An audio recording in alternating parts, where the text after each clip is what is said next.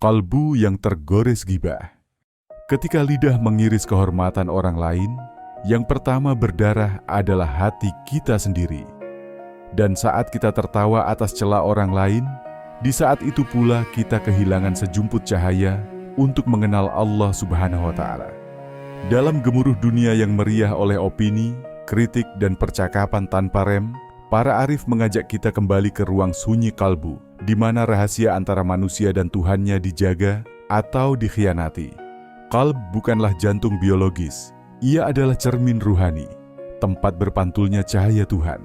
Namun bila cermin itu dilapisi debu kebencian, kerak gosip, dan luka-luka prasangka buruk, ia tak akan lagi menampakkan apapun selain bayangan kabur dirinya sendiri. Ghibah dalam makna terdalamnya adalah makanan busuk bagi hati yang sedang lapar perhatian. Ia meredupkan lampu batin dan menipiskan kepekaan terhadap kehadiran ilahi. Ghibah membakar dua sisi, kehormatan orang yang dibicarakan dan kesucian batin si pembicara. Bagi seorang salik, makrifat bukan hanya tentang mengenal Allah melalui kitab, tapi mengenal Allah Subhanahu wa Ta'ala melalui kejernihan qalb. Dan qalb yang disesaki obrolan tentang aib orang lain adalah seperti kolam yang dicemari racun, yang tak akan bisa memantulkan langit meski mentari bersinar seterang apapun. Ghibah menjadikan kita lebih sibuk melihat luka orang lain daripada luka diri sendiri.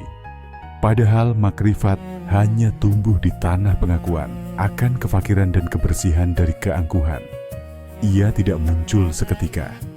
Seperti hujan kecil yang perlahan merembes ke fondasi rumah, ghibah mulai mengubah karakter kalb secara diam-diam. Awalnya dari candaan kecil, lalu menjadi pembenaran, lalu menjadi kebiasaan, dan akhirnya kalb itu kehilangan rasa sakit saat menyakiti. Disitulah titik ngeri itu tiba. Ketika ghibah tidak lagi terasa salah, disitulah cahaya makrifat pergi meninggalkan kalb. Ketika tubuh menyentuh bumi, tapi hati tak menemukan langit. Ketika doa menjadi kosong, bukan karena kata yang salah, tetapi karena kalbu tak lagi steril untuk menjadi wadah rahmat. Salah satu tanda kalb yang mulai membusuk adalah ia tak lagi tersentuh oleh zikir dan tak lagi gentar oleh ayat-ayatnya. Siapa yang paling terkena dampaknya?